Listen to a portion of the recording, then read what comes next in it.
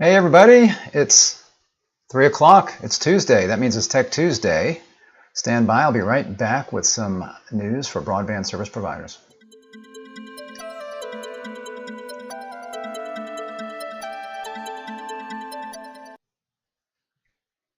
Thanks for joining me. Rick Usey here with today, Tech Tuesday. So it's 3 o'clock, and on Tuesdays I do a Tech Tuesday broadcast about various things that would be of interest to broadband service providers. And today I wanted to go over just some recent stories that were in the news and kind of provide a little context, maybe a little commentary on these. So first off, we see here OpenVault finds average broadband usage topped a half a terabyte in Q4. That's a lot of bandwidth. So basically they're saying, according to their just released 4Q 2020 report, OpenVault Broadband Insights report, average broadband usage surged past the 512 gigabyte, half a terabyte mark for the first time in the fourth quarter of 2021, continuing a major shift in consumption and subscriber speeds. So they're continuing to see usage go up. According to OpenVault, the average of 536.3 gigabytes in the fourth quarter of 2021 represents a 165% increase over fourth quarter 2017, when consumption was just 202.6 gigabytes. Now, obviously, lots happened since 2017. There was the pandemic, which really drove usage quite a bit. Now, that trend was happening anyway. I think the pandemic just kind of, basically supercharged that for a period of time. So I think there's some of that we're seeing here. The report also contains a breakdown of average consumption for 6 different speed tiers, ranging from 1.57 terabytes for subscribers provisioned for gigabit speeds to 185 gigabytes for subscribers at speeds below 50 megabits per second. So obviously, if you've got a gig, you're going to use more data, and if you've got something like speeds below 50 megabits per second, you're not going to be using as much data. And that's going to be based on how much data you can use, but also probably on why you have your internet connection. So if you've got a 50 meg connection, you probably don't have that for doing lots of streaming and those kinds of things, or maybe you just can't get anything bigger than 50 megabits per second. So, but even if you could, maybe you have the lower tier plan because you just don't use it that much. Maybe you're not, these folks that have got these gigabit plans, maybe they just want to be they want to have the fastest and the best, or maybe it's because they are doing lots of stuff on the internet. We don't know. OpenVault's analysis of their fourth quarter 2021 data patterns also found that power users who consume 1 terabyte or more per month represented less than 2% of all subscribers in 2017. And that today, such users represent nearly 16% of subscribers, a growth factor of more than 750%. So that is a big difference. Again, the pandemic has to factor into that, but also just more people getting these higher speeds is going to factor into that as well. Meanwhile, the analysis found the percentage of superpower users who consume 2 terabytes or more, per month has risen even more sharply from 0.12% of subscribers in 2017 to 2.65% today, a 20-fold increase. Now, that's still a relatively small percentage, but a 20-fold increase over 2017. Nearly 1 in 5 subscribers, 18%, now is provisioned for broadband speeds of 500 megabits per second or faster.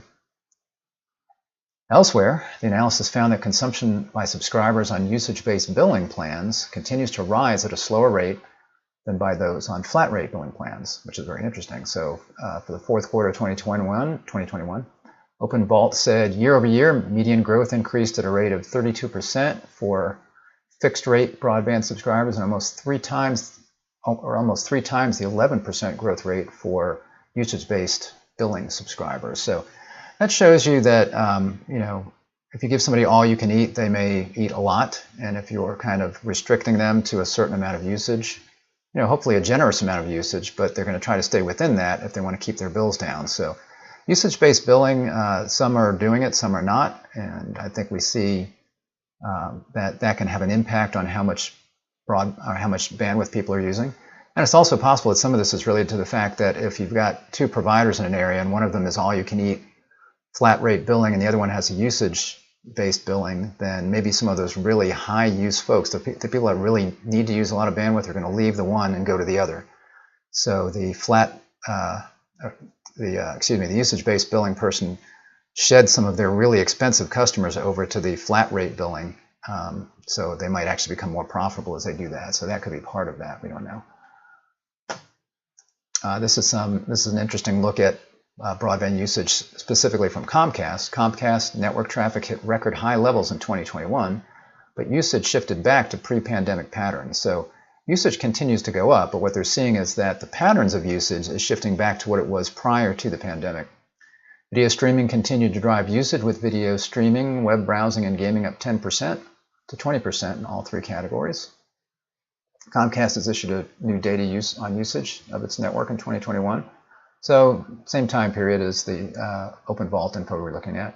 Traffic levels are not declining after the pandemic-induced spikes of 2020, and that usage is nonetheless shifting back towards pre-pandemic patterns. Notably, the data shows a gradual shift throughout the year toward pre-pandemic traffic patterns. This included peak downstream traffic once again increasing faster than upstream traffic, and peak usage time shifting from earlier in the day to later in the evening. So we did, when the pandemic hit us, the biggest thing that broadband providers, especially cable operators, noticed was that the usage that was usually mostly downstream and a little bit of upstream shifted to where that upstream really grew a lot quicker than even the downstream traffic. So both the upstream and the downstream increased during the pandemic, but if it was something like this, then the upstream got closer or increased at a greater percentage. Peak download traffic increased 11% over the 2020 levels, while peak upstream traffic increased 5%.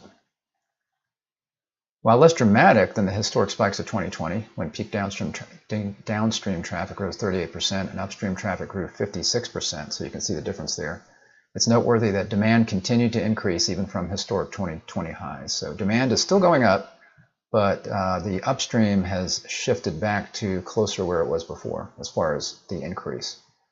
So some of the key findings that they list here: evenings regained peak usage status. Peak internet usage time shifted from mid-morning in the beginning of the year to late evening by the end of the year. So again, that was part of the pandemic of both parents and kids being at home and having to do a lot of things online through Zoom. But now, maybe with more people back in the office and kids back in school, that has shifted quite a bit back to kind of where it was before the pandemic. So before, during the pandemic, it was like peak time was all the time, it seemed. You could usually count on your peak hours being in the evening when the kids were home, done with their homework, the parents come home from work, and they're all suddenly on the internet doing things. Well, during the pandemic, that really shifted throughout the whole day, and it remained high throughout the whole day. Video streaming still drives network usage. Video streaming, web browsing, and gaming up 10 to 20%. Continued network growth. Peak traffic growth continued to climb even from record highs in 2020. Peak downstream traffic 11% over 2020 levels. Peak upstream traffic 5% over 2020 levels. So again, not as big a increase in upstream. Traffic patterns remain highly asymmetrical as peak downstream traffic grew 2 times faster than upstream traffic. And this, Comcast is, and cable operators in general don't provide symmetrical service because that's more difficult on a DOCSIS plant unless you get into full duplex and do some of those things with DOCSIS 4.0. So there's a case being made here that maybe as we get back to pre-pandemic, you don't need to have the symmetrical service, although fiber will continue, from a marketing advantage, will continue to tout their symmetrical service. It may not be something that's needed, at least right away. Let's see. Network asymmetry increased throughout the year, 12.4 times higher than upstream for the first 6 months, 14.5 times higher for the last 6 months. So again, less symmetrical throughout the year as it went on. Daily peak time shifted, as mentioned, 10 a.m. in January, 3 p.m. in June, and then 10 p.m. in December. 10 p.m. seems kind of late. I thought it would be more like 8, but 10 p.m. is what they're saying the peak was in December. Video streaming accounting for 71% of downstream traffic, same as 2020. Video conferencing as a share of peak network traffic decreased slightly in 2021, remaining less than 5%. So it's still a relatively small percentage, and it decreased a little bit, but people are still doing video conferencing, it looks like. Here's another usage article, and this is from CableLabs. CableLabs are the people that developed the DOCSIS standard, which is what providers like Comcast and other cable operators use in their equipment. It's a standard for HFC networks and equipment. So you see here, bandwidth usage of popular video conferencing applications on a 50 by 10 megabit per second service tier. So what they're looking at here, again, CableLabs is they're like to promote DOCSIS or cable service. They're also involved in fiber because fiber is very important in an HFC plant, the F standing for fiber, right? Hybrid fiber coax. But they also want to make a case here that you don't have to have this huge amount of bandwidth at home in order to be able to do video conferencing, even with other stuff going on in the network, and that's with multiple people in the home. So they're trying to make that case because so many people are pushing, for saying that you need reliable, fast internet, and that it needs to be over 100 megabits per second. It really needs to be symmetrical. And as I mentioned, the symmetrical part is not necessarily needed yet. And they're trying to make a case here that even with 50 by 10, that's a reasonable service. Now, as far as the FCC is concerned, anything less than 25 by 3 is not broadband. And with the Infrastructure Investment and Jobs Act, if you are not at 25 by 3, you're considered unserved. Now, they also say if you're not at 100 by 20, you're considered underserved. So this would be an underserved subscriber at 50 by 10 under the Infrastructure Investment and Jobs Act. So they say here, we previously studied bandwidth usage of popular video conferencing applications in November of 2020 and February 2021. In May 2021, we studied hourly data consumption of popular video conferencing applications. Today, we share a study of bandwidth usage on a 50 by 10 service tier by popular video conferencing applications and how they perform with the addition of background traffic in the upstream. So again, they're trying to simulate what it's like with several people being at home using Zoom and other kinds of conference stuff, and then also other things going on in the network. The current testing used a 50 meg by 10 meg service tier, which doubles the upstream speed from the previous work with a 50 by 5 megabit per second tier. With the faster upstream tier, this effort looks at both bandwidth consumed for 10 concurrent conference sessions. That's a lot of conference sessions in one home. So they're saying they're looking at this as if you have 10 of these Zoom, Google Meet, GoToMeeting, whatever kinds of conference sessions going on. Specifically, the behavior of 10 concurrent conference sessions in the presence of additional upstream traffic, specifically an upstream 5 megabit per second UDP, user datagram protocol flow. So that's kind of simulating additional traffic that would be on the upstream. Apple FaceTime, Google Meet, and Zoom were examined. When possible, we tested the available desktop versions of each video conference application.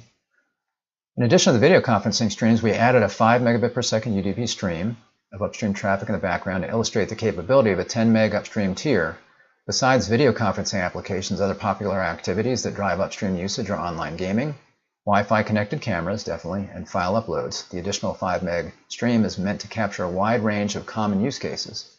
For example, current use of 1 or 2 online gaming sessions, 100 to 500 kilobits per second each, 3 to 4 Wi-Fi connected cameras, 500 kilobits to 1 megabit per second each, and a file upload of 2 megabits per second, 900 megabytes over an hour, would all fit within this 5 meg upstream budget.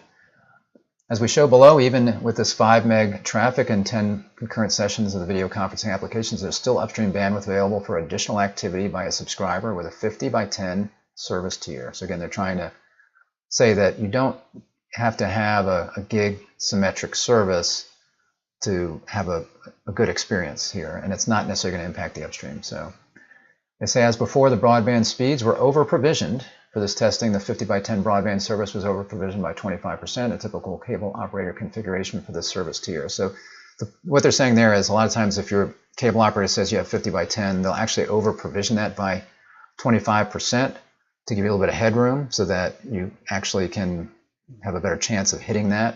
Because if you lock it down to 50, then it may be below that. So they're giving you a little bit of excess there.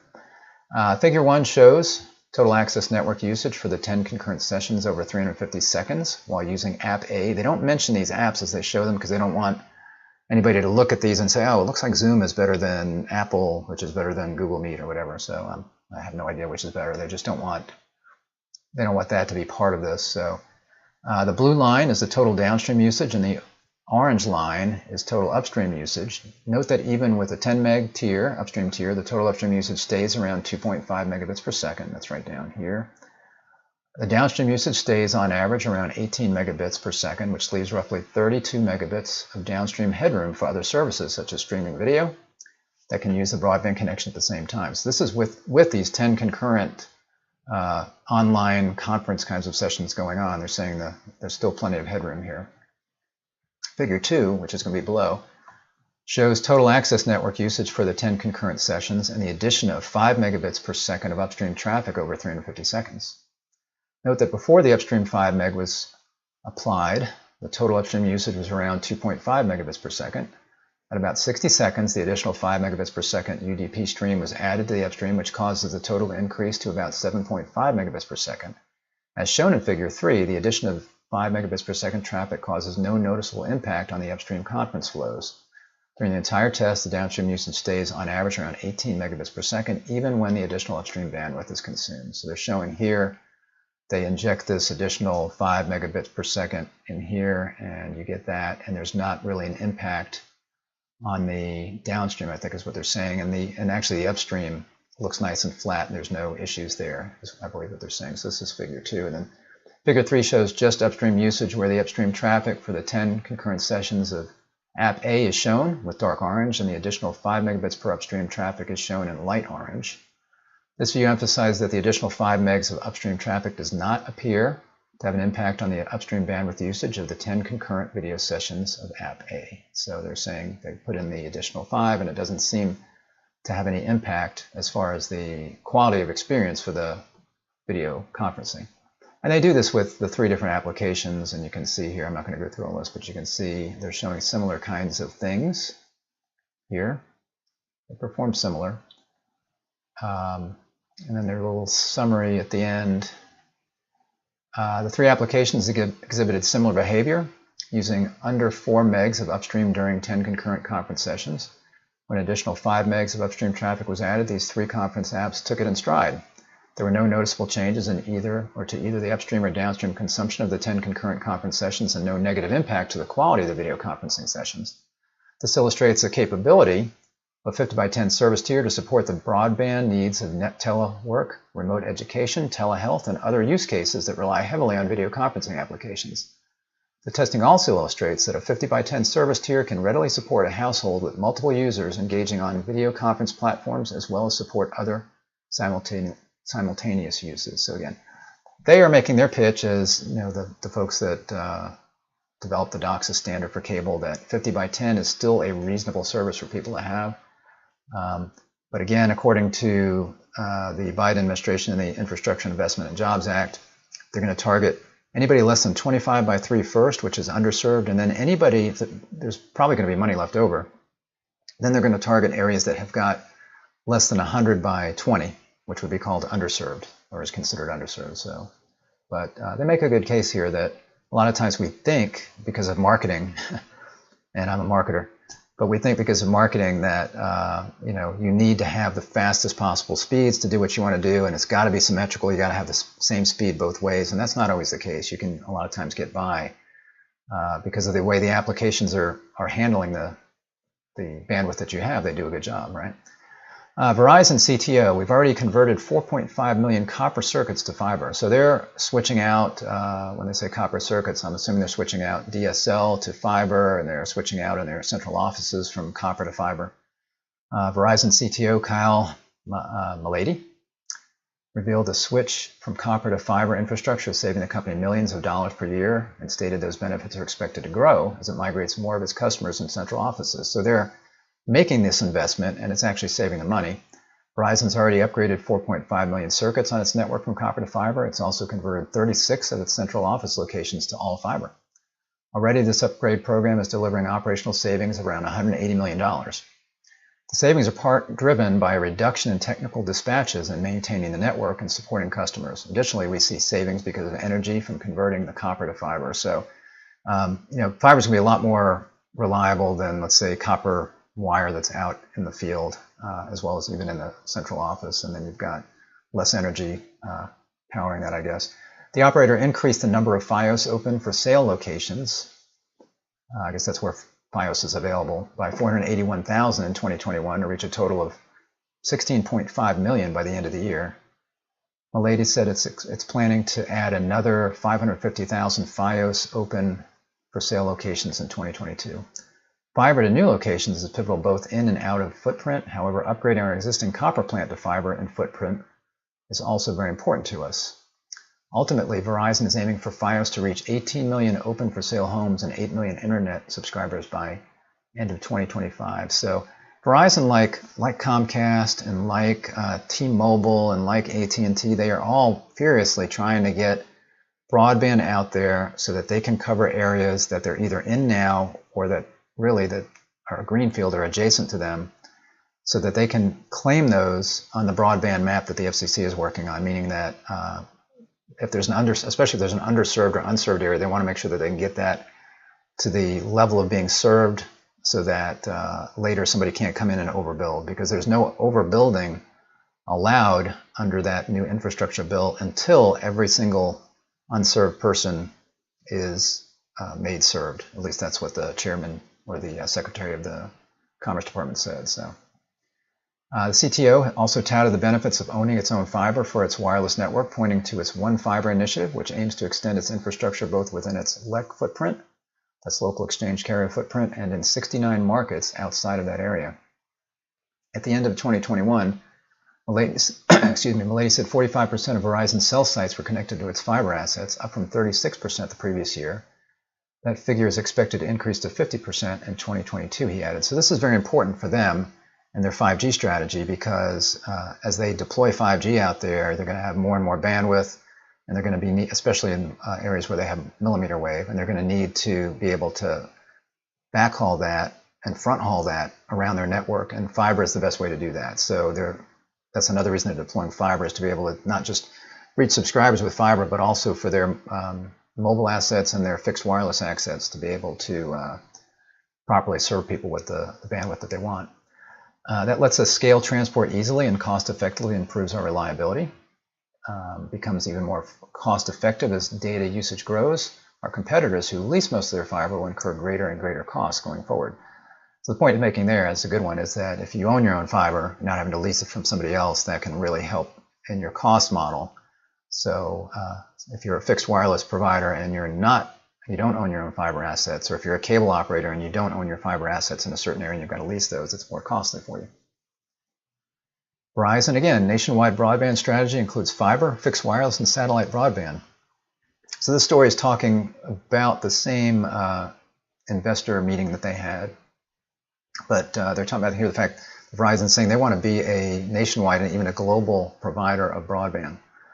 Verizon set the goal of becoming the only nationwide broadband provider, said company executives, through a combination of Fios fiber broadband, Verizon home fixed wireless, and satellite broadband service, which is something I was not aware of. The company already has Fios available to 16 million homes, which will increase to more than 18 million by year-end 2025, which I think we just read, when the company expects to have 8 million Fios internet subscribers. In addition, the company has set a goal of making fixed wireless available to 50 million households and 14 million businesses by year-end 2025, and expects to have between 4 million and 5 million subscribers for the service.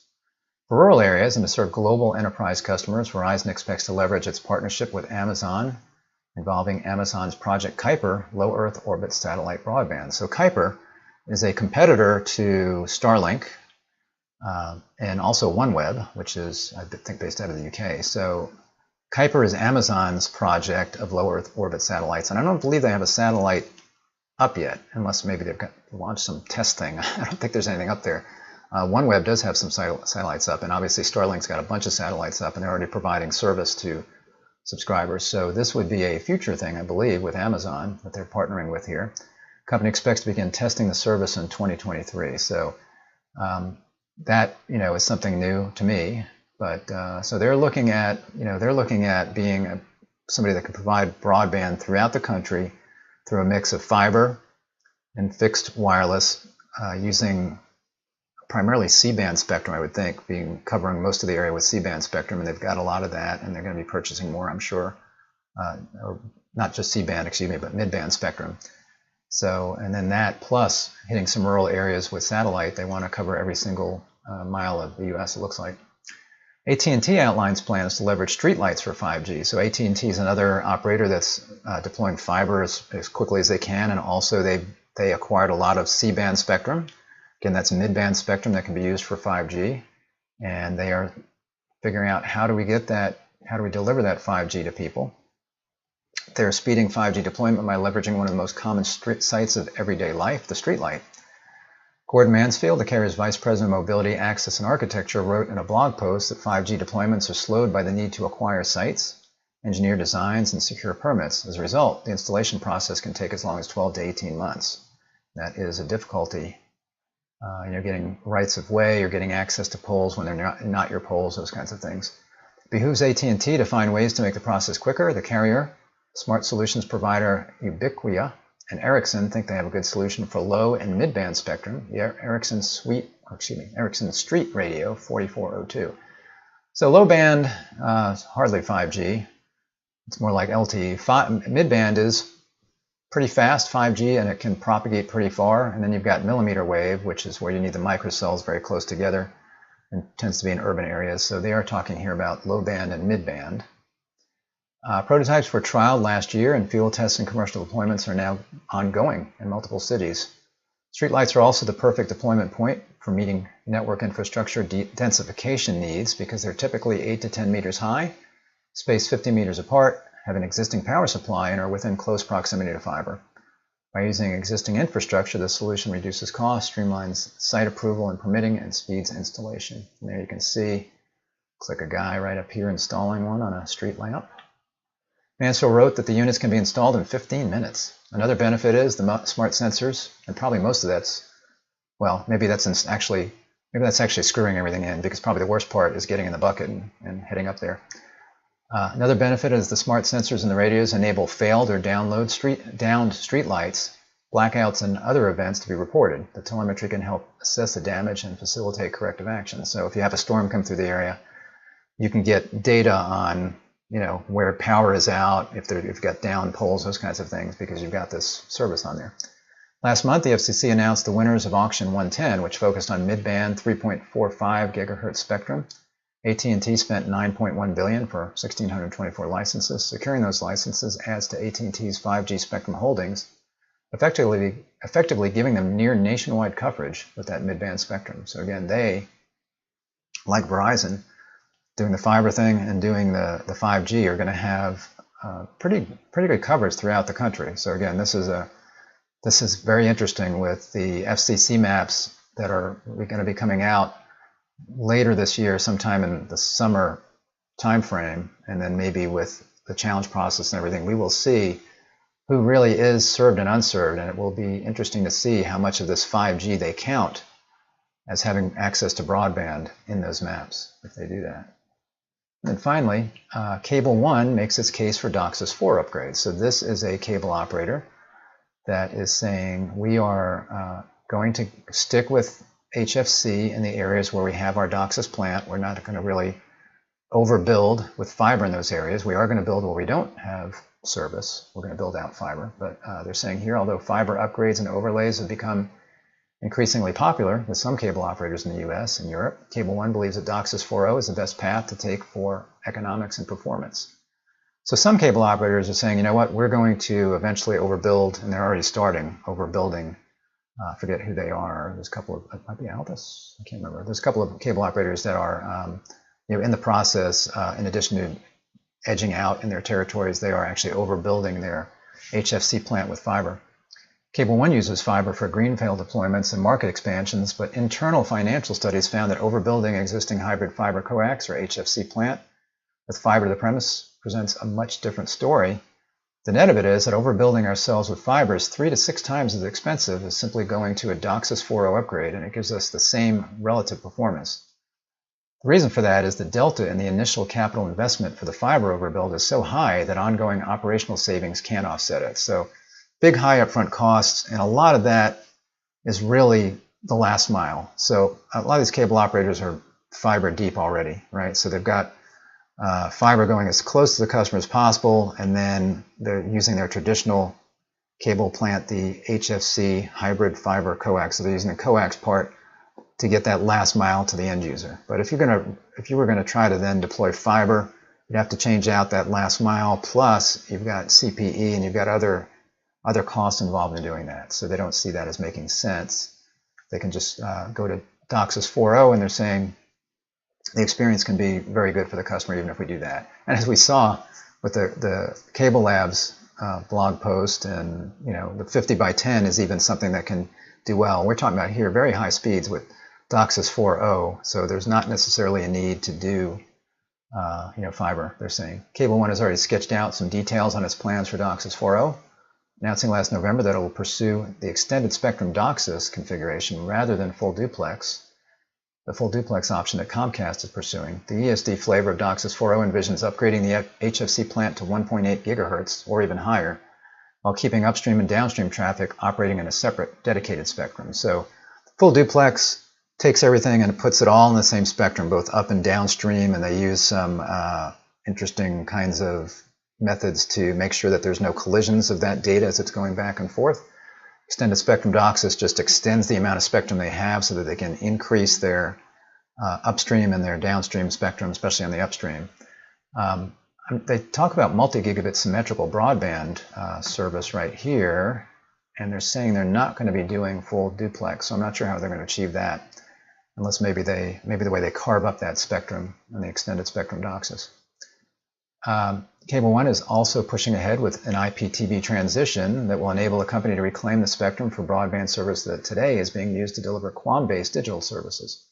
Johnson estimates that traditional QAM video takes up about half of the HFC plant's capacity.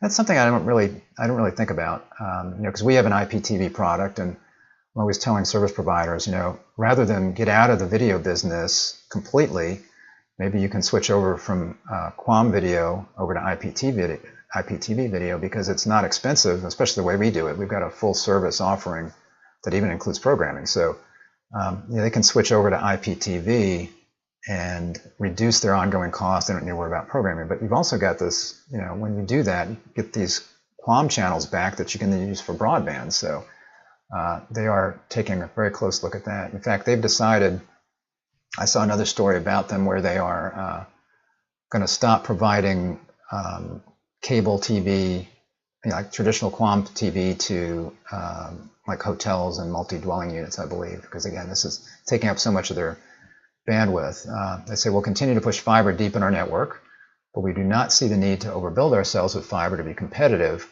with the features that fiber brings. So they're again seeing that with DOCSIS, they've got a lot of time that they can continue doing their DOCSIS. There's a lot of life still left in that. And I think most cable operators are seeing that. They're saying, we can continue in our DOCSIS plant when we've got it for years to come and not have to worry about ripping all of that out, not all of it, but most of it out, including that very expensive last mile. We can go ahead and do DOCSIS for a long time. And they're seeing that, obviously Comcast is doing that, as well as others. Charter's doing that. They all recognize the benefits of putting fiber in a greenfield area, because they're used to putting in fiber, and they're used to going as close to the customer as possible in their DOCSIS networks. Now they're just going to go all the way to the curb, and it's not like they're having to rip anything out. So they're all doing that. They've all got this tactic of putting fiber in their greenfield areas where they're either edging out their service area, or maybe they're going in a totally new area. They're going greenfield there and putting in fiber. But otherwise, I think they're going to stick with DOCSIS. So there's a lot of life left in DOCSIS, as we see there. Thanks for joining me. Hopefully this was helpful for you, as I tried to give you some stories and maybe tell you my thoughts on that. So give me a thumbs up on the video if you liked it. Click the subscribe button and click the little bell, ring the little bell, in order to be notified when I'm live. And I'm here every day, and I will be here tomorrow with another broadband deployment news. So I will see you then. Bye-bye.